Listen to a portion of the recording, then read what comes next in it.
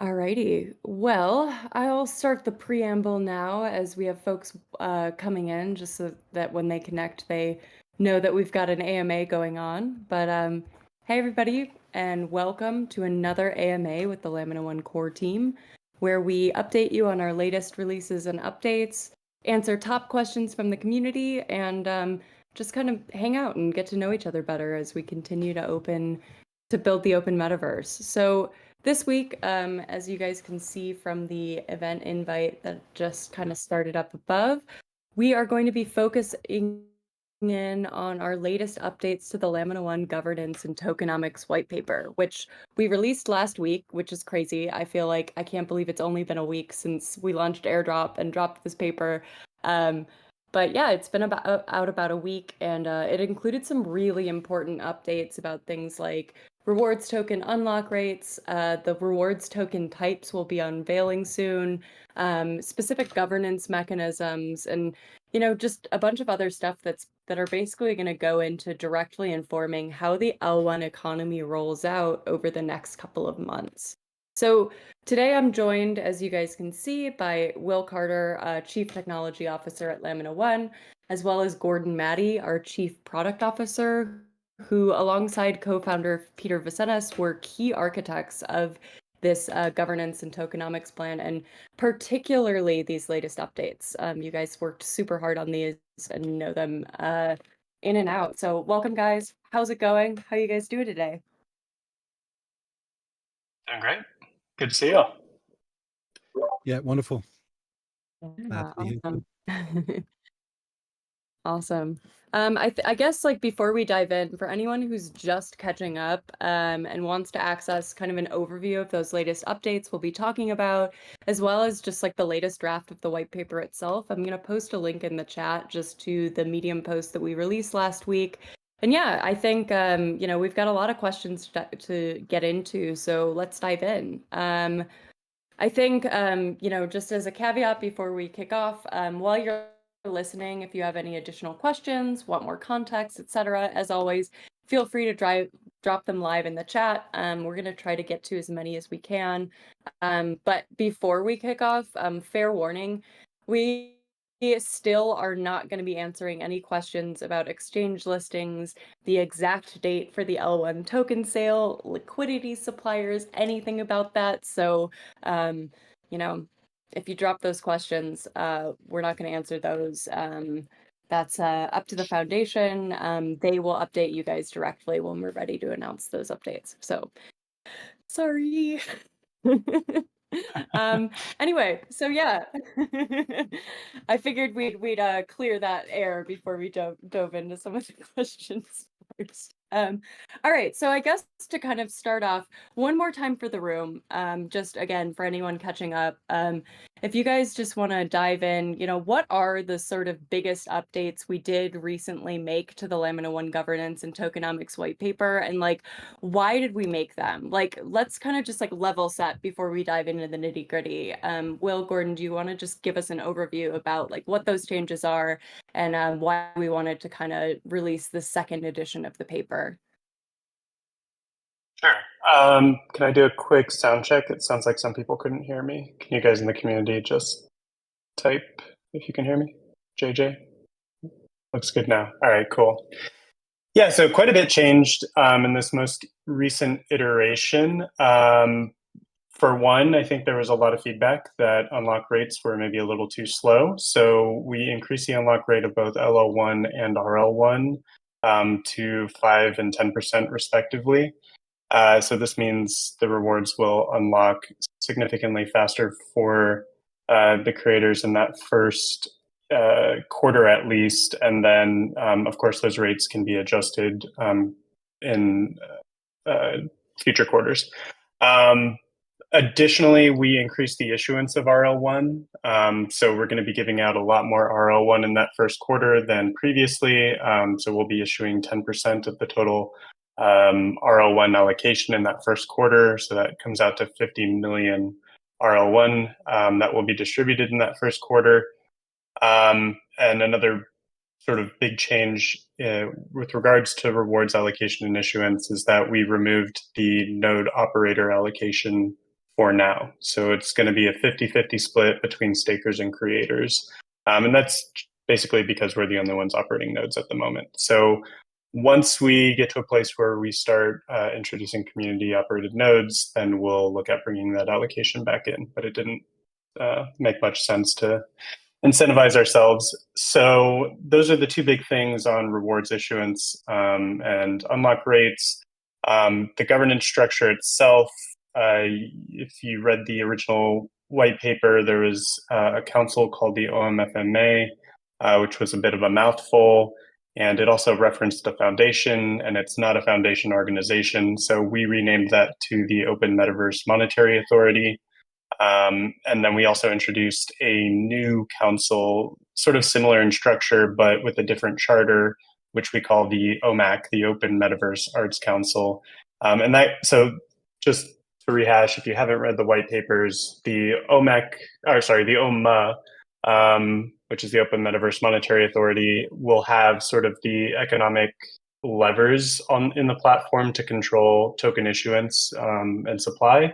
And then OMAC is something we came up with to sort of drive content creation engagement in the platform through initiatives like airdrops, incubator programs, grants for creators, stuff like that. So the OMAC is meant to sort of organically grow the community and the content ecosystem. And we're going to be providing some more details about how they do that with the tokens that they receive. Both of these government organizations are meant to be sort of a combination of seats that are chosen by the foundation and by the founders, as well as seats that are elected by you guys, the community. So you guys will have an opportunity to either run to be in these organizations or councils, or you can vote to select someone in the community to be in them as well.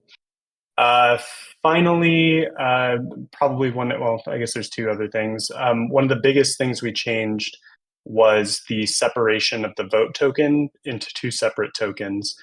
We did that for a number of reasons. Primarily, the original system was powerful, but it felt like it was leaning a little bit too much towards voting for self-enrichment and not for sort of enrichment of the platform as a whole. And that's not really what we're looking for with this economic system. And so we wanted to separate out the staking. You can get your, you can do your DeFi staking and get enrichment through that. But the voting, we want to sort of be focused on improving the platform over time and not just, improving your own wealth. So that's why we did the separation. And there's a bunch of mechanics that sort of changed a little bit in between that, in making that separation, which we can go into some detail about. And the final thing is we introduced some limits to insiders. So in the original proposal, there was nothing keeping, the foundation, us, the team, or the founders from sort of heavily participating in early staking. And so we put some cliffs in place to prevent us from participating with our tokens in the first 9 months and 12 months, 9 months for investors, 12 months for the team. So those are all the changes in a nutshell, and there's more coming. Awesome. Thanks so much. Yeah. So basically, when staking rolls out, you can all get ahead of us on that. So super fun. I'm jealous. We are still getting a lot of questions, even though we did decrease the unlock periods. We are still getting a lot of questions from folks, especially as they're claiming their airdrops and getting LL1 tokens into their wallets and asking what are LL1 and how do they work? Like, why such long unlock periods for rewards tokens? So as you said, LL1's at 5%, RL1's now at 10%, that means that, at current unlock rates, it'll take, a couple of years for all of your rewards to unlock and you to be able to kind of use them as liquid L1 on the network. Why do this? And what's the point of kind of having a locked economy that kind of unlocks over time? Yeah, so there's two things to touch on here. One is liquidity, you have to be really careful with liquidity in these networks and making sure that it increases gradually over time to prevent massive volatility. So yeah, of course we would all, like our tokens now. But if you do that, then you have massive, massive volatility in the network. And so that could mean like, okay, cool, you have all your tokens, but now the price, might drop to zero, or it might, it makes it very hard to use the token as like an actual exchange of value because it's just not predictable. So we want to make sure that we're careful with the liquidity of the token, that it gradually increases over time in a controlled manner. And that's why the unlock periods are the way that they are. It's why OMEC is given the ability to adjust them over time. So if it turns out like the economy is actually very stable and we can afford to increase liquidity in the market, then we can do that. Or if it looks like volatility is increasing, then we can sort of slow it down a little. So it is important for everyone that you do control the release of tokens in any network or economy even. That's why we're having all these debates about the interest rates. But there's another aspect of it, which is like the RL1 unlock period itself and the mechanics around it. So the RL1 unlock period itself, we're going to ignore LO1 for now. It does sort of balance itself out over the lifetime of the network, because the way that RL1 unlocking works is those unlock percentages begin on day one of RL1 being issued. So for an example, if we were to launch staking on August 26th, I'm not saying that's when it's going to happen, but as an example, if we were to launch it on August 26th, then all of the RL1, all of the 500 million RL1 that's being minted on that day will begin unlocking. So the RL1 that gets distributed, say, a year from now, will already have a significant portion completely unlocked. And as time goes on, the RL1 that you receive will be more and more unlocked the day that you receive it. So the early RL1, you'll be getting a lot more of it because issuance will be higher than later on in the network, but it'll be locked for longer. And then the RL1 you get later on in the lifetime of the network, you'll get less of, but it'll be more liquid initially when you receive it. So it does sort of balance itself out over time. Yeah, just something to note on that. I think the key aspect here is having some control over those parameters, and we are trying to set it at a place that we think is motivating and also enables us to adapt over time, because a lot of networks try and make this decision up front and commit themselves to the next 4 or 5 years, essentially, because they have to consider what the unlock rates are of the rewards, but also all of the tokens that are in distribution. And so it's something that needs to be managed, we think, and we think this is a better approach to doing that and actually informing issuance based on what's actually happening in the market. Awesome. Thanks, guys. And I know like a lot of community members have been also asking like, okay, I don't like these unlock periods. Can we like vote or like petition to change these unlock windows like through any of the governance mechanisms that we've set up? And if so, like how would that work? Like these unlock percentages aren't like fixed forever on the network, are they? They're not fixed. So yeah, as Gordon just mentioned, they are parameters in the network that can be adjusted. They can't be directly voted on. It is the role of OMA, the Open Metaverse Monetary Authority, to sort of revisit the current macro and microeconomic conditions, as well as the feedback from the community, and to sort of deliberate and decide based on that data whether or not they want to adjust it and by how much. So it's not something you can directly vote on, but you can vote people into the council to try to influence it one direction or the other. Yeah. And there's a reason for that. Like we think, Um, I mean, it's the same thing we talked about before, direct votes on these parameters.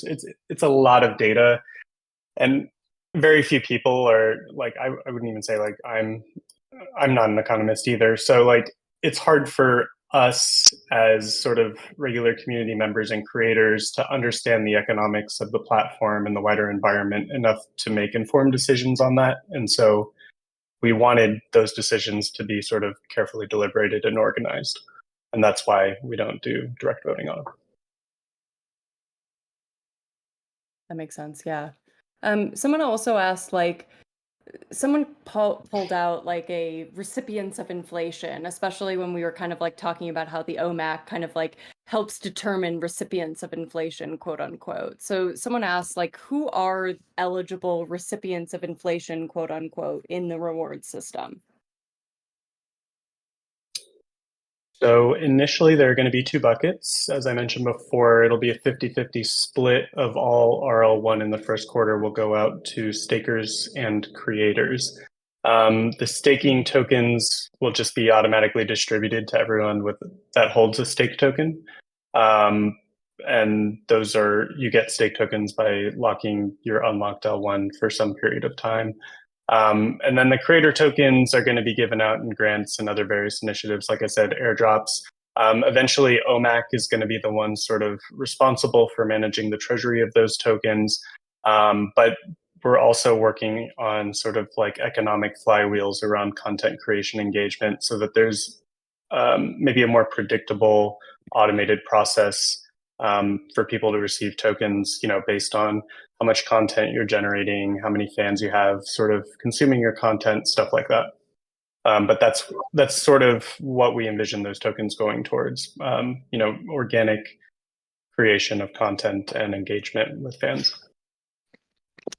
I think one other thing to add here, and we haven't talked about voting yet. I think we'll get to that in a subsequent question. But the OMAC, for example, could decide to enable voting for particular rewards recipients. So perhaps they want to create a launchpad and they're looking for community feedback on where they should be prioritizing investment, whether that's in like a set of games or a set of film projects, etc. And so, or maybe NFT collections. And so that launchpad would be something perhaps that could be voted on. But and so we want to get the community involved in that, and we'll start putting in place some of that infrastructure to do that. But the timing of exactly when that would happen is still kind of being discussed. But soon is the goal. I also got a question. So a lot of folks have been asking, like, I want to become a member of the OMAC or OMA. Like, how can I start getting in front of the community to be elected for a position? Or like, when are we thinking these elections will begin? Like, we've obviously got a lot of super, super engaged community members here kind of listening within our top testers community. Like, what would be your kind of advice for that? And like, I know that a lot of these details are still being worked out, but do we have any additional info on that we could share with the community today? Well, I think if you're here, you're already in the right place to start getting ahead of this process. I think the best way to sort of prepare yourself if you do want to be on one of these committees is to sort of be very active in the Discord. If you have ideas on how you want to see the community, the platform, the features grow over time, be vocal about it. And I think that'll probably set you up pretty well to be sort of a lead contender when the elections do become available. Initially, the OMA and OMAC will be just staffed by that permanent foundation seat, probably for the first 2 months at least. And then when voting is enabled, we'll start opening up the community seats. And that will probably be a gradual rollout. So we're not going to open up, say, like if we have 7 seats, for example, total in both, we're not going to open up all 7 immediately. We'll probably open them up 1 or 2 at a time.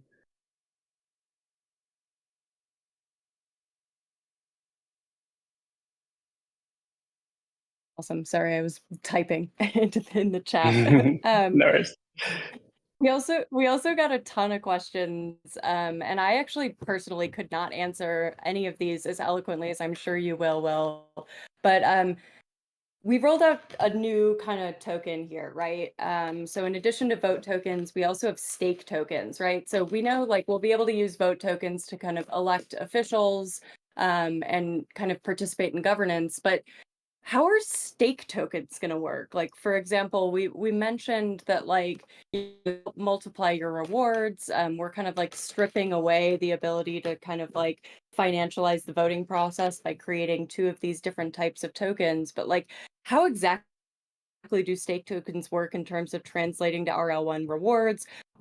How does that multiplier kind of work? And also, I think in general, like, are these stake tokens only active while the underlying L1 is locked? Do the tokens evaporate when the stake expires? I think like in general, like I think like an update to the paper kind of explaining more about that would be awesome. And I'd love to hear your expert answer to this so that I can start cracking into that for upcoming staking guides and stuff.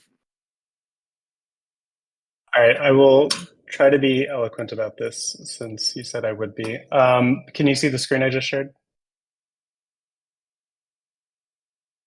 Yeah. Ooh, look at Virtually? this. We're giving everyone a preview of the new staking page. Check it out, guys.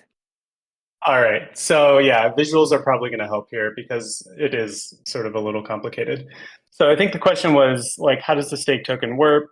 How does it translate into RL1 rewards? You know, do those rewards evaporate? Do they stop once the stake has been completed?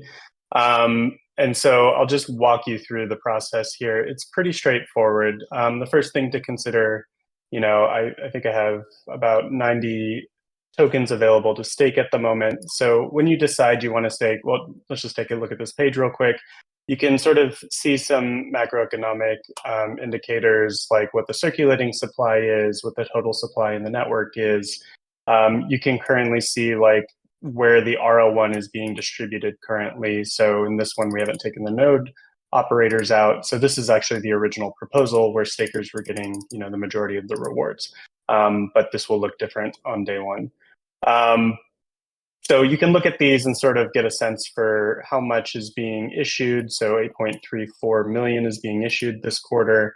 It tells you the period of the quarter.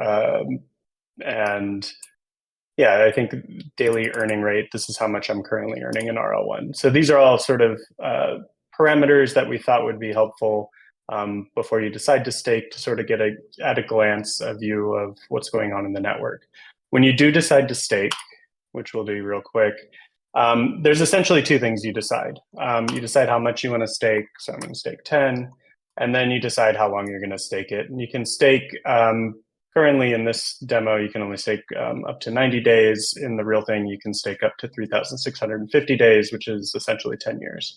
And the amount of staking power is what we call it, that you get for this action is essentially the product of the amount you stake and the time you stake it. So if I stake 10 tokens and I stake it for 2 days, I'll get 20 stake tokens as a result. And there's actually like a third parameter there, which we call the staking multiplier. It will start at 1 at first, so it won't really influence anything. But this is another sort of lever and parameter that OMA can pull to try to balance staking later on in the lifetime of the network. So like if it becomes the case that, let's say, like so many people were participating in staking early on that it's like sort of hard for new entrants into the platform to really compete or get a share, then we can say increase the staking multiplier so that, you know, if this was 2x, then you get twice the amount of stake that the original stakers got. So hopefully that made sense. But yeah, so when you calculate how much stake you're going to get, it's the product of the amount, the time you're staking, and the staking multiplier, which will be 1 initially. You'll see a number of like values here that change. The yield here is pretty wild because there aren't too many people staking in this test network at the moment. So I'm going to be earning a pretty insane amount. Does it tell me? Yeah, so like by staking 10 tokens, I'm going to be getting 140 RL1 a day, which is wild, right? Yeah, so I'm just going to try to take over the whole Probably thing. won't be that high the day first. Yeah, we hope not. Not very sustainable. But yeah, so it does mean like, if you're one of the first people in, then for the first few days, you could probably earn quite a bit of RL1. But yeah, so that's basically it. This will give you like a preview of sort of how things will change based on the stake you're about to make. I mean, one thing to keep in mind is like you are locking your tokens up. So, if you set it for 90 days or even 10 years, you're not going to get those tokens back until that staking period is over. So that's one thing to carefully consider when you do set these values. The other question was like, okay, what happens when this stake period ends? So let's just stake this.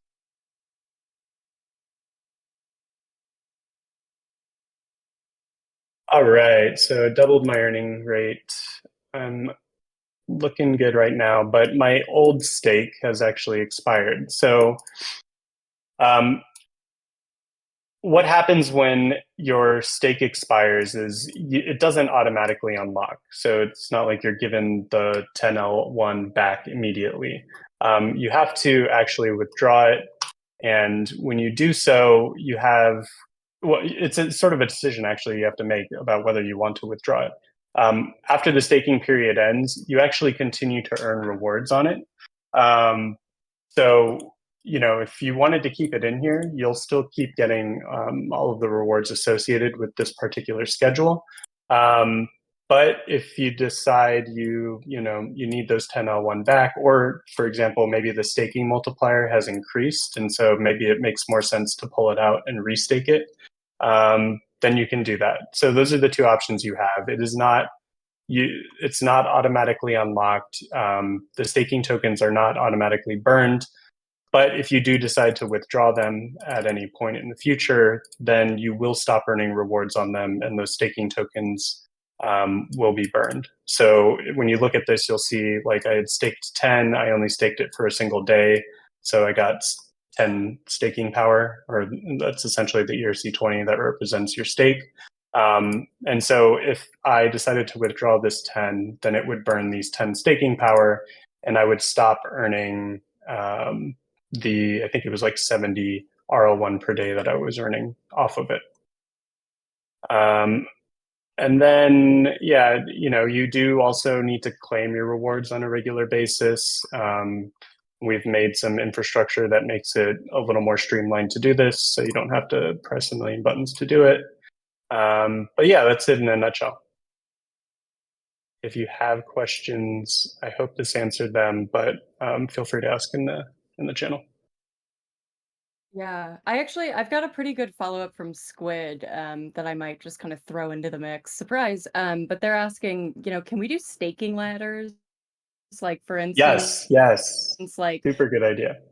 stake 1 for 30 days, 1 for 60, 1 for 90. Yeah, like that's, I know. Yeah, that's real smart. So Yeah, definitely we did some internal testing with that, and definitely I at least personally played around with doing that quite a bit. Yeah. Go ahead, Will. no, yeah. So anytime you stake, it generates. So the way that this works on the back end, when you do a stake, so if I stake it for 10 days, then what it'll do is on the contract, it'll store the amount of L1 that I staked, as well as the amount of staking power that I received. So I'll get 100 staking power. So it'll store these two values on this day, so 10 days from now. So there's like, an array of all the days, and 10 days from now, we'll store 10 L1 and 100 stake associated with it. If like the next day, so say this is tomorrow now, I did this stake and I set it for 9 days, then you're going to put in that exact same block the additional 90 tokens that you would stake here. So you can keep staking as many times as you want for as many different days as you want. It'll generate new unlock schedules each time, and those unlock schedules are identified by the ending date of the stake. So if you do have like say two different stakes that you make, and they end on the same day, then they will sort of be combined into one. But if you have them ending on different days, then they'll all be independent. If that makes sense.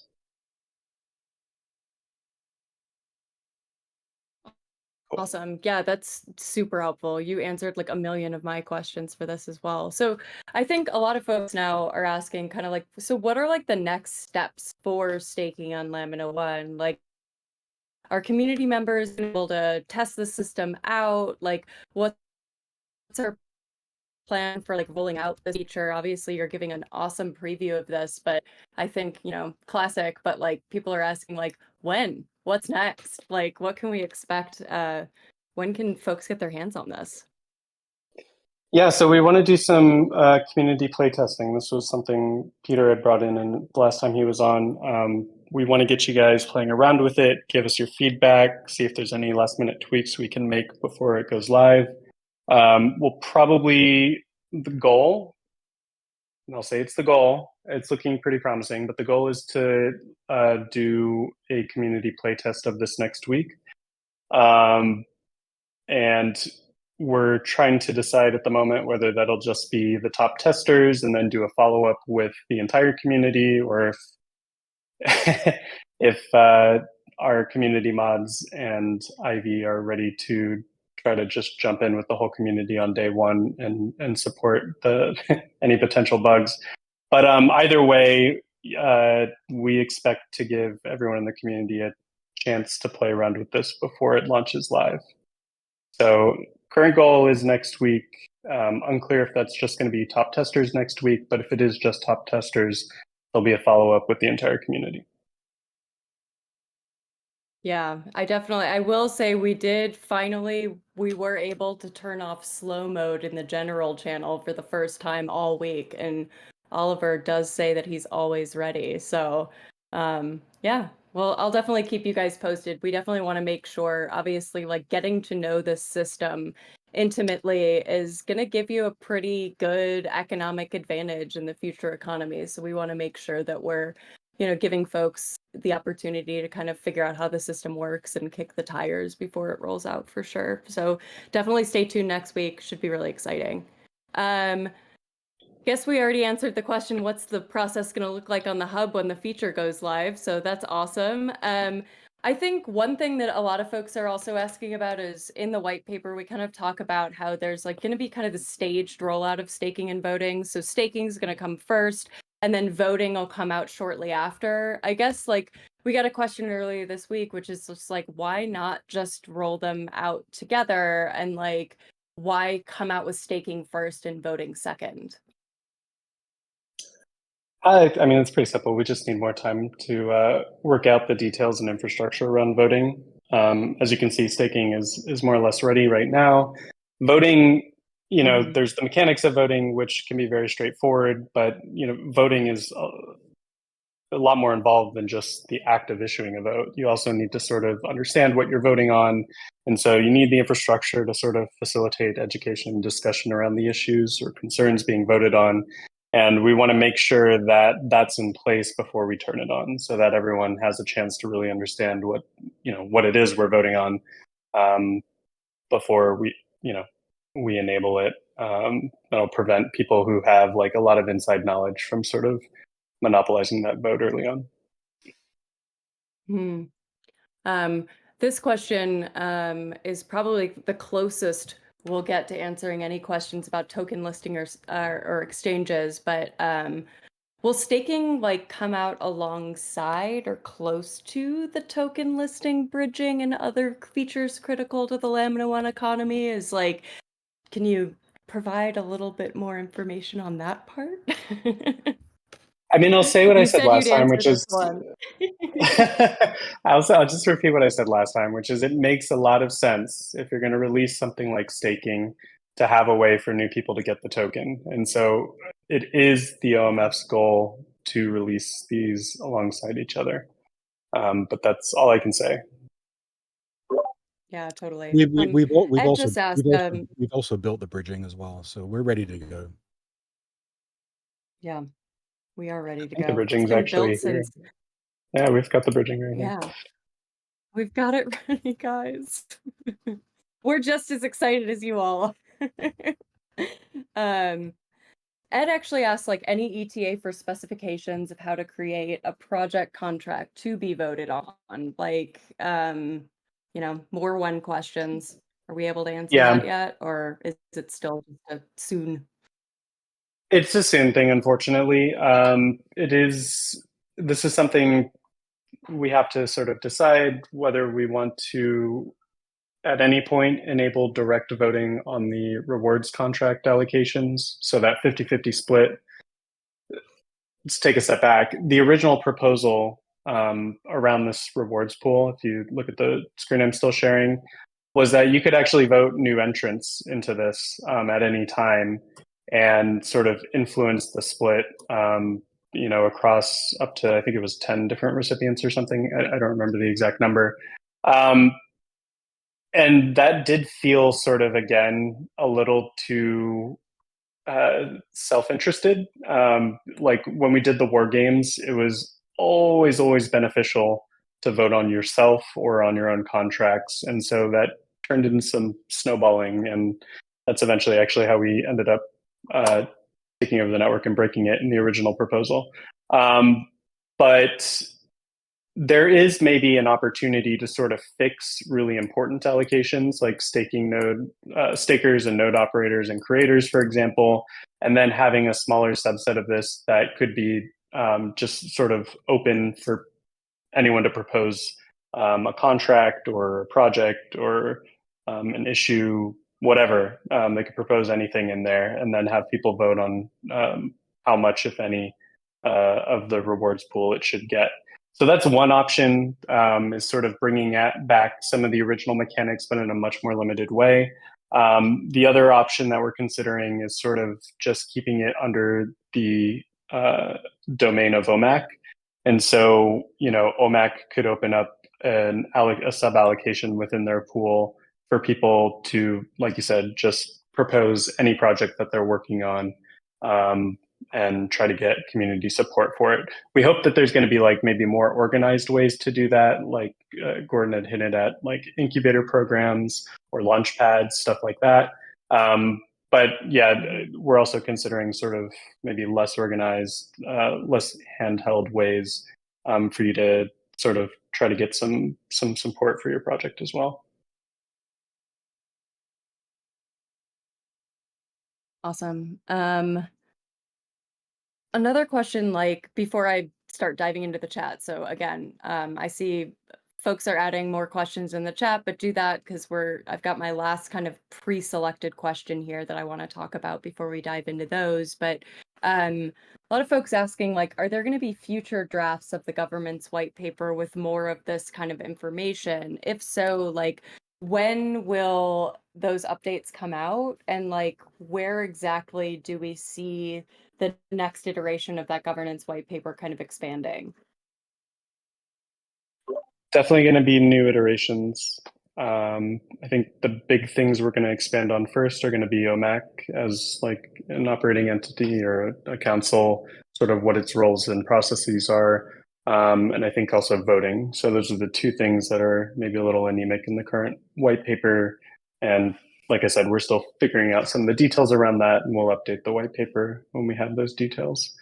Yeah, and as we launch staking, we expect to roll kind of all of the information and into a set of live documentation on the website. Yep. Because to Will's point, it will evolve over time. There is more education content behind that. There is more information that we want to be able to provide to support the whole system. So the white paper represents the plan, but we'll actually have something that reflects reality at that point in time, and update it when we need to make sure we cover off the kind of key questions that are coming back from people. Yep, definitely get ready for some like how-to guides about like staking 101 and inside the token economy and all of that stuff.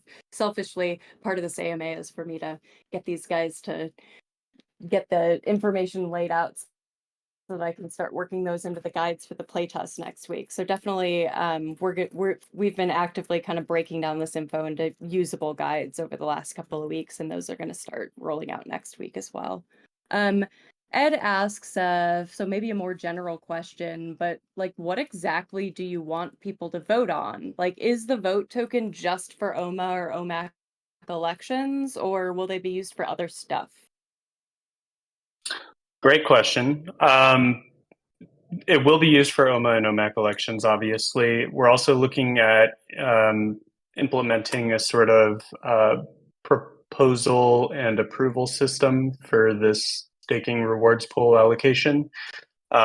So there's two options here. Either we give OMA the ability to adjust this pool over time, sort of unilaterally, or we sort of introduce a way for them to propose adjustments to the pool and then for the community to vote on approving it or, vetoing it.